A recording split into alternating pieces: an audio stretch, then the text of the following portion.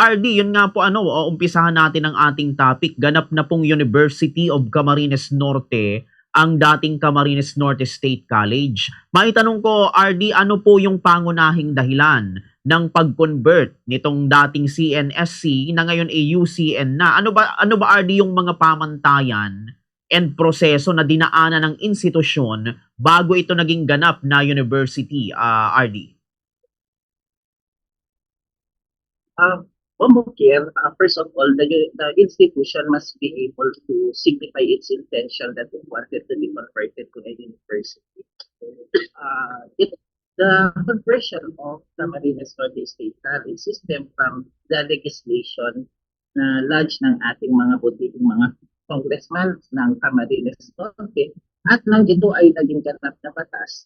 Isa sa mga provision ng batas ay kailangan ang Camarines Norte State College ay magpo-conform siya sa standards na sinet ng Commission on Higher Education for it to be converted as a university.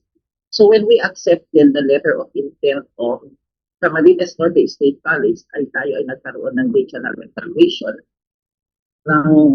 Na-evaluate na ito ng CHED Regional Office ay pinorward natin ito sa ating CHED Central Office sa pamamagitan ng Office ng ating Institutional Quality Assurance. Doon nila binuo ang technical committee na mag-e-evaluate sa kahandaan ng ating universidad.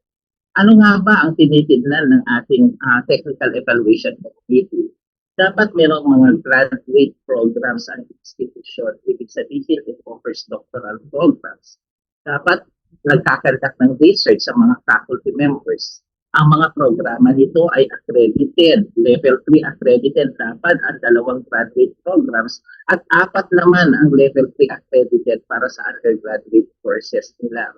Ang mga faculty natin ay qualified, may institutional linkages tayo, nagkakandak ng extension activities ang ating eskwelahan at ang ating mga facilities, learning resources katulad na lang ng library ay adequate at enough para sa mga estudyante. So yun ang in-evaluate ng technical committee at nakuha nga nila ang initial report na kailangan nilang i-comply ito yung mga research sapagkat during the initial evaluation ay these were found out to be nothing pa.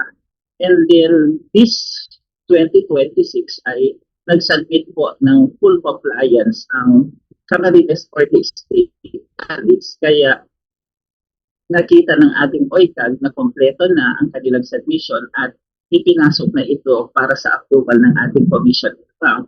And luckily, last May 26, the Commission and Bank accepted and approved the result of the technical evaluation of Camarines Norte State College, telling that it is ready for conversion. Kaya nga, noong May 26 ay tinanggap na ang conversion ng ating butihing institution sa Camarines Norte. Opo. Dito, RD, maisunod kong katanungan, ano ba, RD, yung pinagbatayan ng CHED para masabing preparado na or handa na ang dating CNSC na ngayon ay UCN na para maging universidad, RD? Actually, dapat 100% of its programs ay mayroong certificate program compliance ng Commission on Higher Education. The COPC tells about the minimum compliance sa mga standards natin. At yun ang ating hinihiling na from that minimum standards ay dapat mahigitan pa. So 100% lahat ng programa ng Camarines Norte State College ay binigyan natin ng certificate of program compliance. Meaning to say, the different standards and policies governing yung mga courses na ino-offer nila ay namimit ito ng Camarines Norte State College. At tinitingnan din natin ang accreditation ng kanilang mga programa. Dapat ito ay accredited dahil state college ito, the accrediting agency is AACO.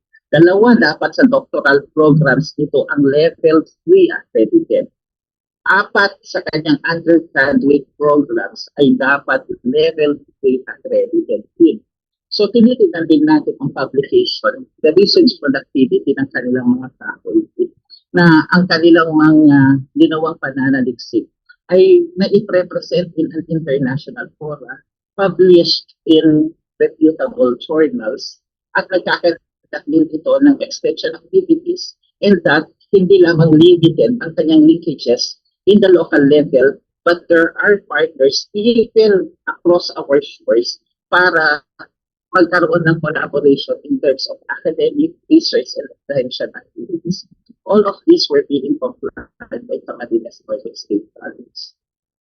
Okay po, yun. At ito RD, paano ba sinisiguro ng CHED na ang conversion ay hindi lamang pagbabago ng pangalan, kundi yung aktual talaga na pagtaas ng kalidad ng edukasyon, RD? Yeah.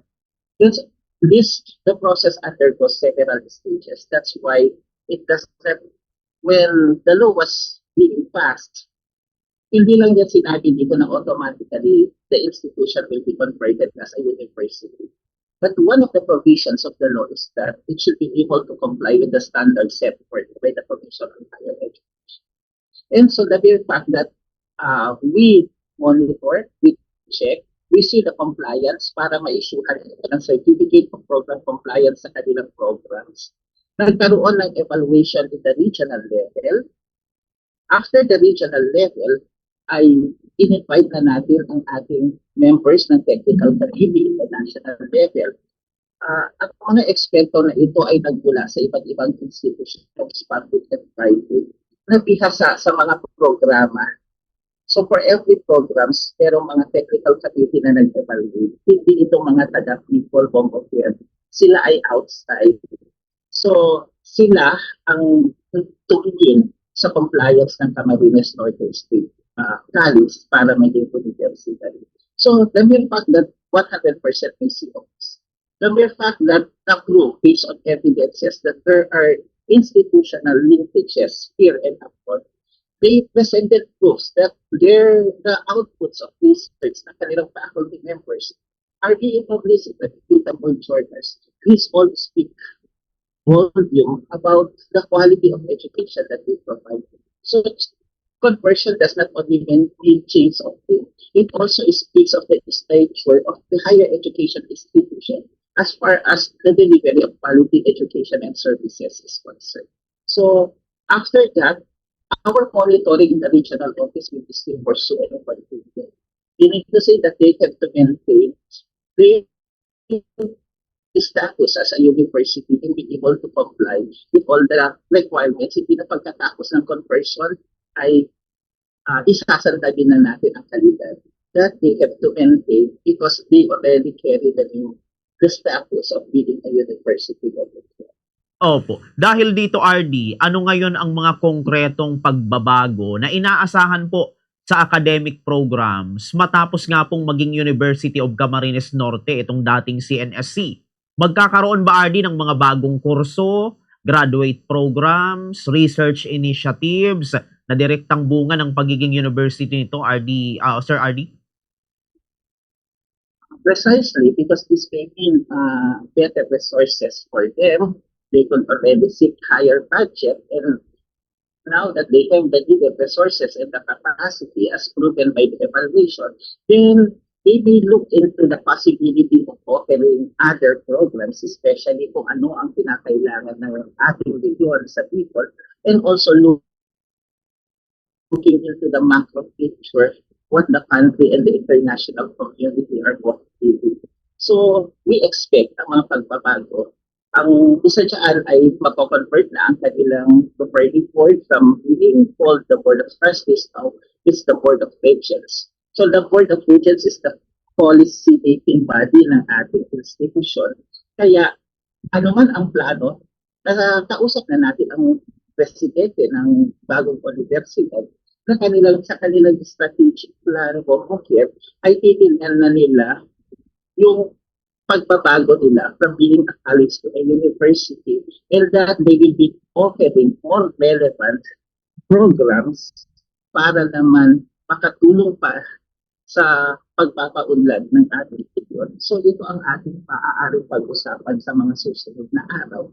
Paano i-determine ang mga programs and courses that are really relevant and will surely help uplift the condition of our future here, especially also Camarines Norte because ang mga estudyante karamihan ay from that province. So ang una natin titignan, paano makakatulong ang bagong universidad sa ating probinsya ng Camarines Norte. Opo, yun. At dito, RD, sa inyo pong obserbasyon or sa inyo pong analysis, sa inyo pong nakikita, ano kaya ang magiging epekto naman ito, RD, sa mga estudyante, lalo na sa kalidad ng edukasyon at opportunity sa trabaho, sir? First of all, it gives you the bragging right of telling that you are a student or a graduate of a university. But beyond its thing, it should speak that you are a recipient of quality education. So, ibig sabihin, pag input ang mga programa mo ay dekalidad, that should be down to student development. That should be down to the empowerment of people. That should be down to the strengthening of communities of the people region in general. So, yun ang ating inaasahan na matatamo ng ating mga estudyante at ng ating komunidad dulot ng pagbabago ng status ng ating institusyon at ito na ay isang ganap na pamantasan. Opo. Dahil dito, RD, ano na ngayon ang inyong next move? Or ano po ang inyong mga gagawin para sa pagsusubaybay pa sa performance po ng University of Camarines Norte after nitong conversion, RD? After the conversion, I hope to sit with the president and the executive committee of the university so that we can map up together what are the things needed para naman ma-maintain natin ang status at ano pa ang mga plano at mga programa, proyekto na dapat natin pagtuunan ng pansin, gawing prioridad para mapaunlad natin ang ating komunidad. So these are the things na ating pag-uusapan when I will be able to get a chance to sit with the president. So, tititan natin ang ating bagong strategy plan na naka-anchor na ngayon sa bagong status ng Camarines. And on our part, as sa Commission on Higher Education, ang foremost naman na practice namin is quality assurance. So, we will continue monitoring ang mga programa nito. Pagkakaroon tayo ng cross-coordination with the institution so that whatever will be the priorities, the goals and objectives of the institution, the Commission on Higher Education will be with them as they journey towards providing services sa ating kababayan. Opo, iyon. At ito, RD, mga remaining question na lang, ano po, may mga kondisyon ba, RD, na kailangang ipagpatuloy ng universidad upang mapanatili yung status nito bilang university or state university, RD? Yes, of course. Dapat pinocomply nila yung pagiging yung status nila ng pagiging university. Nakatay naman at sinabi ko kanina ano ang mga kailangan para sa isang universidad at dapat yun ay kanilang pagkakawakan. Despite of the fact, for example, na converted na sa university ito, meron din tayong evaluation na tinatawag na sub-leveling. Tayo ay nile-level din natin ang iba't ibang mga colleges and university state bodies as to whether they are level 1, 2, 3, and 4. And as your level increases, ibig sabihin din nun ay better budget, more allocation sa iyo sa mga teaching and non-teaching personnel. So, kailangan i-maintain ng university. The current state is the institution is a level 3, so dapat mag-aim sila na maging sub-level 4 para tumaas pa ang kanilang budget, maragdagan ang ating mga workforce. Tulad na nga ng sinasabi mo kanina, kailangan natin mag-open ng mga bagong programa. At kung meron tayong mga bagong plantilla items, makakakuha tayo ng faculty members that would warrant the opening of new programs, of new courses for the university. But our part, as I repeat, Commission on Higher Education monitoring with quality assurance are our primary duties, and we will continue to do that because we are duty bound to ensure that our students in the people region are receiving quality education. That's the main objective.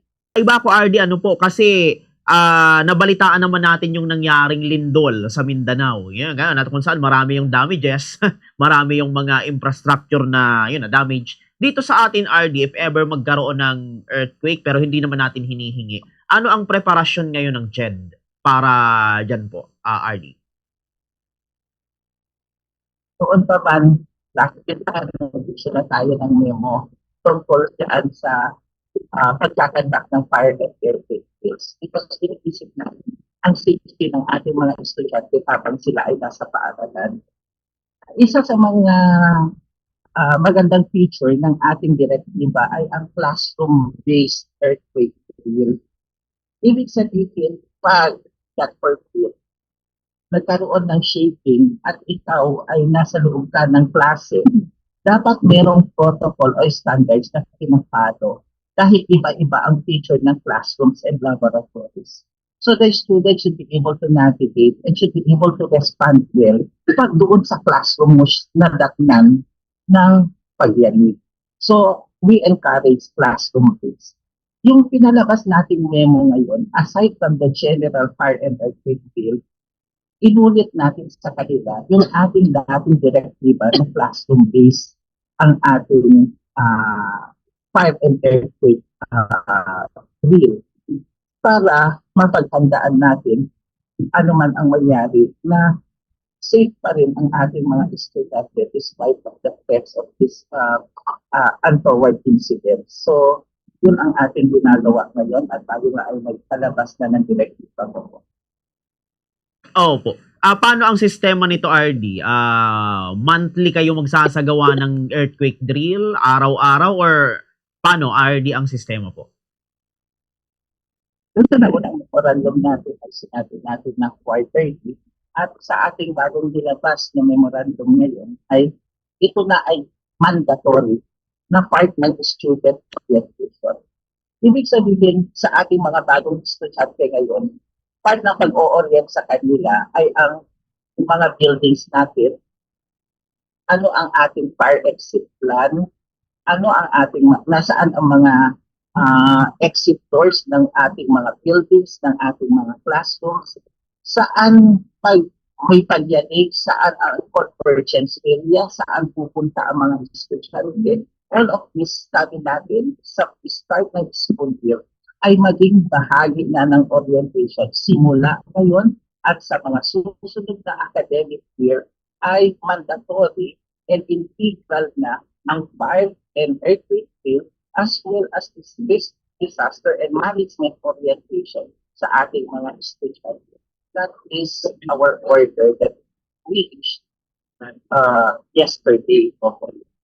Okay po. Eto, RD, second to the last na lang po, ano. Balik ako, RD, dito sa conversion nga po ng Camarines Norte kay State College sa pagiging UCN. After nito, or bukod dito, RD, sa UCN, may iba pa bang mga colleges dito sa Bicol na susunod na magiging university or state university, RD? Opo. Natapos na natin ang ating regional evaluation sa Camarines Sur Polytechnic Colleges. Tapos na rin ang ating evaluation sa SCAT, sa Masbate. Magsasubmit na rin daw itong mga Revela nasa pipeline ang kanilang application for conversion. Kaya sa mga susunod na mga araw, sa mga susunod na taon, ay makikita natin ang conversion ng ating state colleges to universities po. Okay po yun. Uy, sana maging university, state university din po ito. Ano po? Pero ito, RD, bago tayo magtapos sa atin pong interview, ano po ang ating may iwan na mensahe, especially sa mga student, sa mga teacher, mga professor ng ng UCN and sa iba pang mga colleges dito po sa Bicol. Kaugnay nitong ating napag-usapan. Sige, RD, bigay ko po sa inyo ulit ang linya. Thank you very much po, as usual. Maaasahan po ninyo ang Commission on Higher Education. Ginagawa po namin ang aming mandato at ang aming trabaho sa mga magulang natin na may agam-agam tungkol sa pagpapadala sa kanilang mga estudyante sa susunod na taon ay meron po tayong mga scholarship programs. Dumalaw lang po sila sa Commission on Higher Education. Lalo na yung mga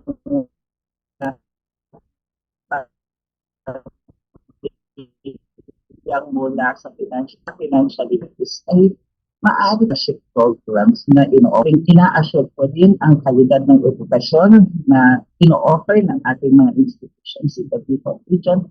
Sine-check po namin ang kanilang mga curriculum. Nagpapasubmit po kami ng learning continuity plan kasama ng kanilang school calendar para in case there would be natural or man-made calamities ay nakakasiguro tayo na tuloy pa rin ang pag-aaral ng ating mga estudyante. Yung safety ng mga estudyante ninyo, meron po tayong sa kanilang mental health, meron po tayong online guidance and counseling program called Project Gayon.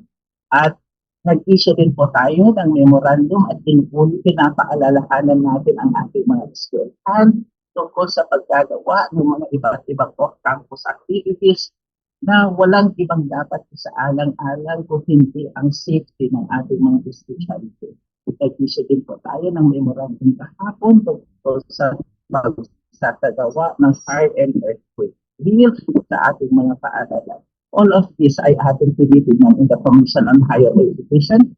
We are also outlined different programs and projects for the new academic year, kaya maaasahan po ninyo na masigla, maayos, matatag ang higher education landscape in the Bicol region.